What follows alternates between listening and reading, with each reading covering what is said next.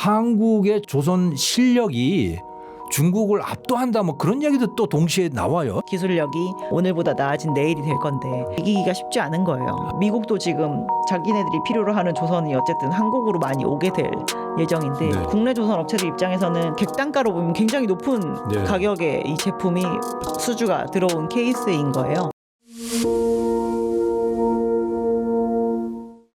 그러니까 신규 선박 발주하는 이 세계 시장 점유율을 보면 중국이 아주 압도적이더라고요. 맞습니다. 3분의 2, 그 67%, 70% 막 거의 그 수준이던데 우리 한국이 20% 뭐 거기 조금 넘든가 뭐 그 정도인 것 같은데 근데 또 한편으로는 한국의 조선 실력이 중국을 압도한다 뭐 그런 얘기도 또 동시에 나와요. 이게 무슨 소리입니까? 근데 왜 그들은 시장 점유율이 높은데 우리가 또 실력이 있다는 건지. 중국이 전 세계에서 수량 기준으로 네. 가장 배를 많이 만들기 시작한 시점은 2009년입니다. 굉장히 오래됐죠. 많이 만들기 오래됐네요. 시작한 지는. 17년? 지금 네. 벌써 그 정도 되었으니까요. 근데 이 선박 시장에는 저희가 소위 얘기하는 고부가가치 선박만 있지는 않습니다. 네. 저부가가치 선박의 개체수가 훨씬 많거든요. 그래서 그런 부류의 선박들과 고부가가치 선박에 있어서 뭔가 최소한으로 요구하는 요구 사항이 있다라고 한다면 그거를 굉장히 뛰어넘게 잘 만드는 게 무조건 능사는 아닐 수 있습니다. 네. 예를 들어서 적당한 배가 굉장히 잘 팔릴 수 있는 시장이 한마디로 있다라는 거죠. 예를 그래서 들자면 어떤 건가요? 탱커나 벌커처럼 원자재를 주로 수송하는 선박들 같은 경우는 네. 우리나라 조선 업체들이 많이 만들고 있는 컨테이너 선박이나 LNG 선박보다 일단 선박의 속도가 굉장히 느립니다. 탱커라고 하면 유조선인가요? 네, 맞습니다. 벌커는 그럼 뭔가요? 마른 원자재를 실는 거, 곡물을 뭐 쓸어 담는다거나 철광석을 쓸어 담는다거나. 네. 그래서 그런 것들은 일단 선속이 느리기 때문에 네. 선박은 선속이 빠르냐 느리냐에 따라서 이 소모하는 에너지 양이 굉장히 크게 차이가 나고 이 느리게 다닌다라고 하는 것은 어떻게 보면 배 가격도 실질적으로 좀 싼 스펙을 가지고 만들 수가 있거든요. 그래서 그러한 선박들은 굉장히 효율적으로 잘 만드는 것보단 적당한 수위를 잘 맞춰서 만드는 것도 중요합니다. 그래서 선주들이 원하는 건 고효율의 선박보다는 싼 선박을 훨씬 원하는 거죠. 그래서 이 싼 선박을 원하는 시장에서는 중국을 이기기가 쉽지 않은 거예요.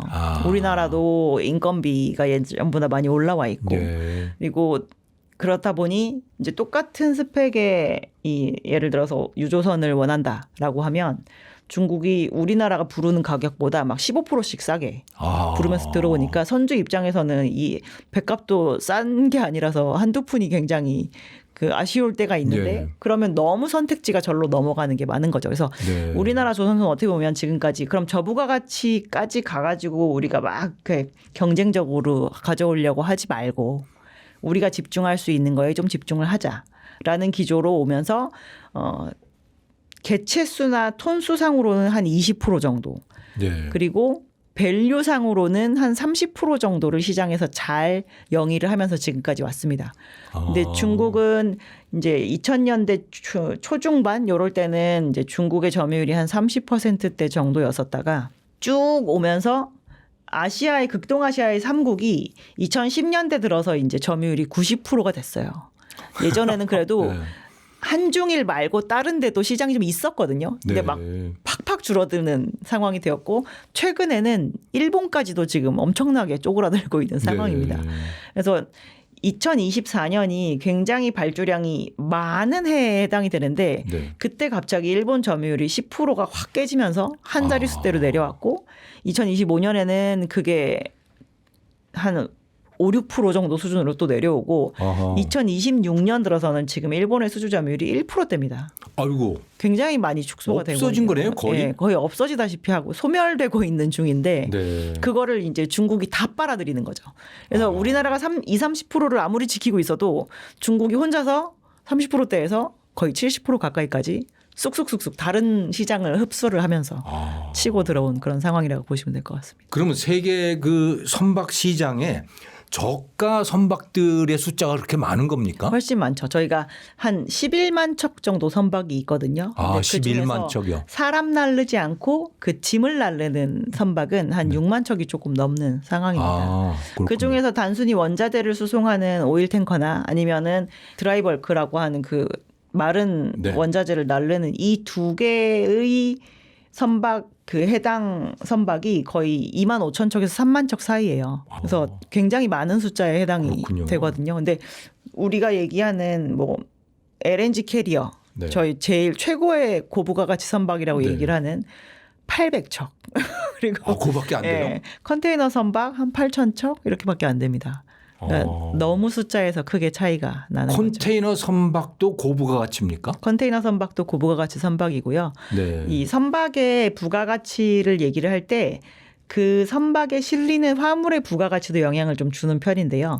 원자재는 아직까지 가공되지 않은 날것의 것이지만 네. 컨테이너 박스 안에 저희가 뭔가 포장을 해서 넣는 애들은 완제품에 해당이 되잖아요. 그래서 그렇죠. 상대적으로 그 가치가 높고 그리고 생각해 보시면 원유는 그냥 이렇게 원유 탱크 안에 원유를 실었기 때문에 출발지에서 출발해서 이 원유를 원했던 사람 한 사람에게 가져다 주는 네. 한 선박에 한 카고라고 보시면 되는데 컨테이너 선박은 저희 박스마다 주인 다르잖아요. 아, 그러네요. 그리고 배달지도 다 다르잖아요. 네.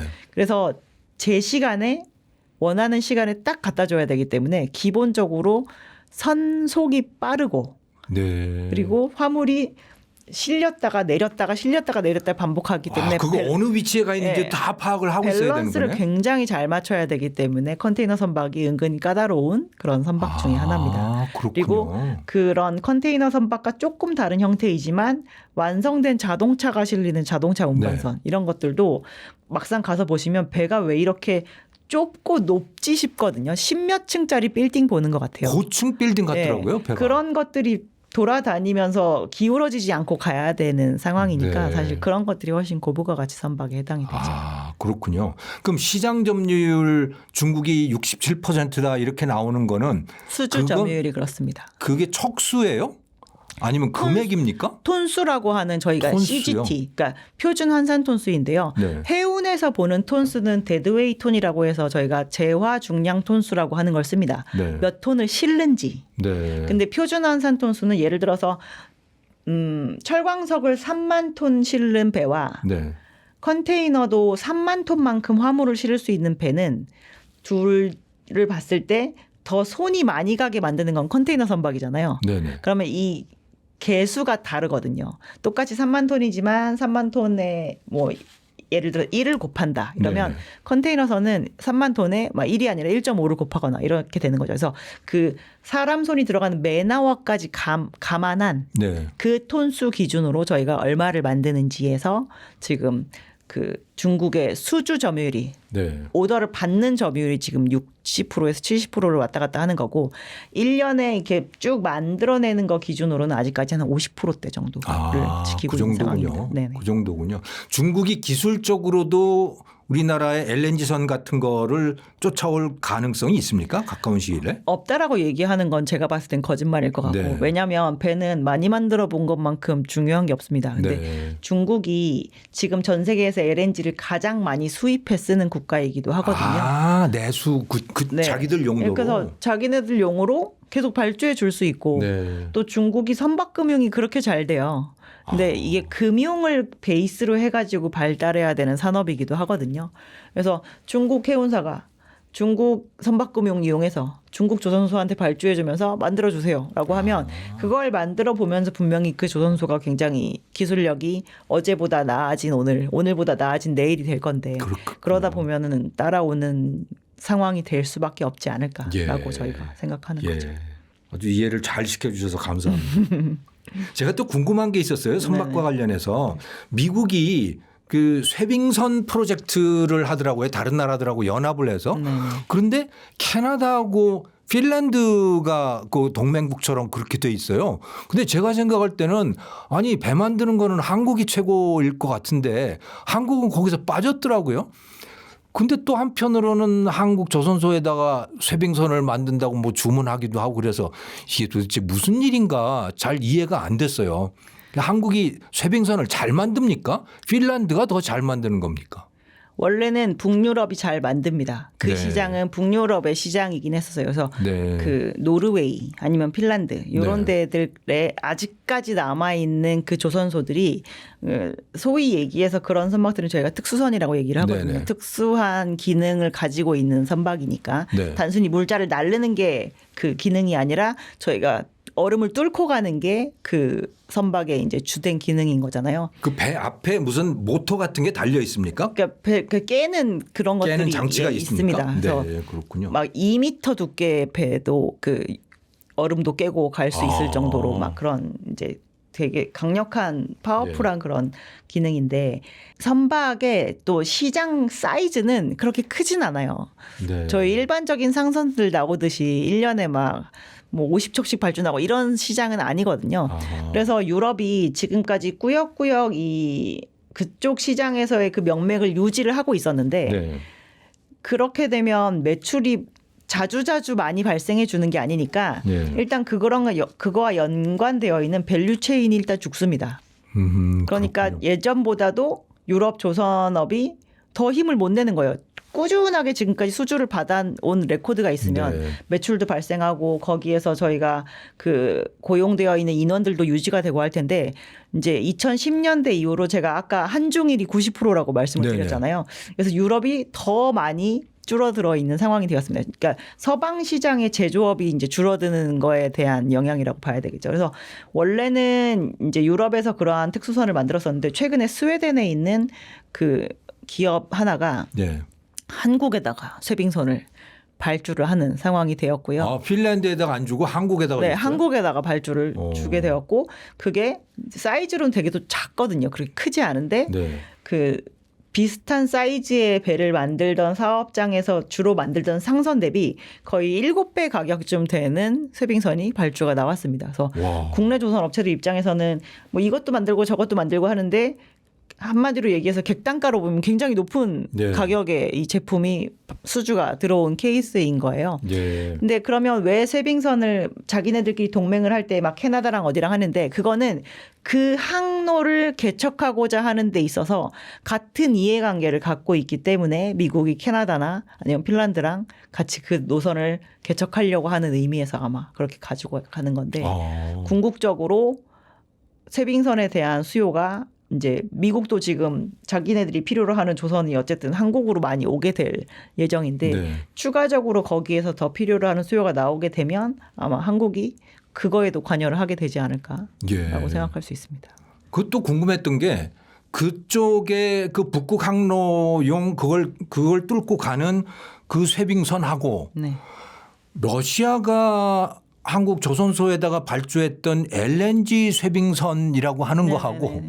그건 이 같은 건지 다른 건지 이렇게 헷갈리더라고요. 그 같은 겁니까? 과거에 러시아는 쇠빙 유조선도 발주했던 적이 있고 네. 쇠빙 LNG선도 발주했던 적이 있는데요. 네. 자기네들 그 안에 있는 그 러시아 안에 있는 데 중에 약간 급지 네네. 에 있는 가스정이나 아니면은 그 유정에 대한 개발 및 운송을 담당해야 되는 그런 거라서 이제 쇠빙의 기능만 갖고 있는 건 아니었고 그거는 상선인데 쇠빙 네. 기능이 얹어진 그런 상선이었다고 보시면 될 것 같습니다. 사이즈가 훨씬 크긴 할 겁니다. 그게.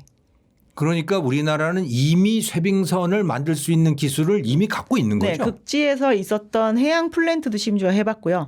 과거에 삼성중공업이 그 사할린 프로젝트를 진행을 했었어서 이미 극한의 그 상황에서 할 수 있었던 해양 플랜트도 만들어 본 적이 있고 거기에 투입이 되는 상선들도 만들어 본 적이 있습니다. 아, 그럼 북극 바다에다가 그 가스 채취 시설 같은 거를 만든 거예요? 네, 네, 맞습니다. 네. 아, 이미 그걸 다 했었군요. 이미 다 해본 경험들이 있습니다. 야, 대단하네요. 그 소리 들으니까 뿌듯하기도 하고 그렇습니다. 조선업이라고 하는 게 지금 뭐 그야말로 물을 만난 것 같은데 네. 네. 잘 됐으면 좋겠습니다. 우리나라 조선업 어떻게 될 것 같습니까? 마지막으로 정리해서 말씀해 주시면. 이게 저는 모든 산업은 타이밍이 진짜 중요하다라고 생각을 하는데 때를 잘 만난 거는 맞는 것 같아요. 그러니까 중국이 모든 그 산업에서 중국이 막 가격으로 밀어붙여서 이렇게 몸집을 확 키워놓고 나중에 여기 말고 다른 선택지를 찾아갈 수 없을 만큼 시장을 망가뜨려 가지고 늘려놓은 다음에 결국엔 중국으로 가게끔 만드는 그런 패턴을 굉장히 오랫동안 유지를 했잖아요. 근데 이제 그러기가 조금 어려운 성격이었던 것 중에 하나가 이 특히나 주문 완전 100% 주문 생산 방식이어가지고 네. 저희가 막 공장에서 찍어내듯이 만드는 게 아닌지라 네. 기술력이 높은 한국이 이거에서의 경쟁력을 유지하는 데 그래도 조금 도움이 되는 성격의 산업이긴 하거든요. 아하. 근데 어느 순간 막 중국이 그럼에도 불구하고 30% 정도였던 몸집을 지금 50% 이상으로 늘려오고 있는 가운데 이제 이 중국에서 배를 사쓰던 수많은 국가들이 근데 전 세계의 배를 이러다 다 중국이 만들면 어허. 괜찮을까? 저 배에 뭐가 달려있으면 어떡하지? 라는 생각들을 많이 하면서 중국이 아닌 조선 제조 국가의 필요성이 많이 부각이 된 네. 상황입니다. 그래서 한국의 존재가 꼭 있어야 되는 쪽으로 어떻게 보면 수요자들 입장에서는 네. 좀 바뀐 부분도 있어서 저는 그런 측면에 있어서는 우리가 좀 유리한 고지를 차지했다라고 생각을 하고 있거든요. 근데 네. 거기에서 오히려 타이밍을 되게 못 맞춘 국가는 일본.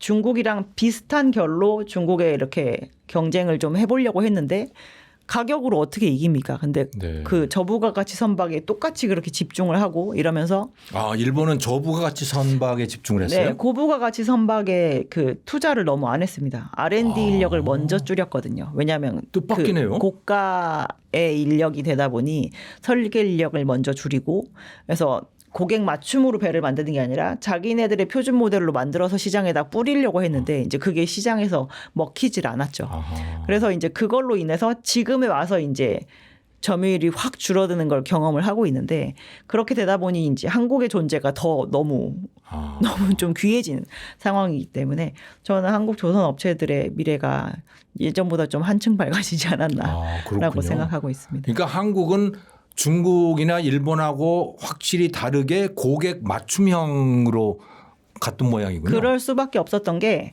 일본이랑 중국은 그 조선 사이즈도 좀 컸지만 네. 자체적으로 해운 사이즈가 굉장히 큽니다. 지금도 조선 만드는 순위로는 한국이랑 일본이랑 그 거꾸로인데 네. 배를 들고 있는 그 레벨로는 완전 반대거든요. 해운사들이 네, 커요? 훨씬 많이 가지고 있습니다. 그래서 이 중국이랑 일본의 좀 비슷한 점은 자체적인 수요를 해결을 하다 보면 불황일 때도 네. 어느 정도의 수요를 조금 보장받을 수가 있는데 우리나라는 한국 조선 업체들이 한국 해운사들 물량만으로 도저히 먹고 살 수가 없거든요. 그래서 저희는 항상 바깥에서 이 수주를 받아오기 위한 노력을 평생 하면서 이 산업을 키워온 덕분에 그래서 기술력이 좋아진 부분도 있고 이제 어떻게든 외부 고객의 그 입맛을 네. 잘 맞추기 위한 노력을 한 번도 쉬지 않고 했었기 때문에 거기에서 이제 수주에 대한 경쟁력도 많이 높일 수 있었죠. 예. 참 짠한 역사죠. 참 짠하네요. 짠한 역사. 정말 어디 기댈 데 없으니까 네. 그냥 밖으로 나가야만 하는 쉴 그런 새 없이 성격. 노력하고. 네. 예. 아이고 오늘 엄경아 연구위원님, 네. 신영증권 리서치센터의 우리나라 조선업 또 운송업의 최고 전문가 모시고 재미난 이야기 청해서 들었습니다. 나와주셔서 감사합니다. 네, 감사합니다. 네, 여러분 시청해 주셔서 감사합니다. 또 찾아뵙겠습니다.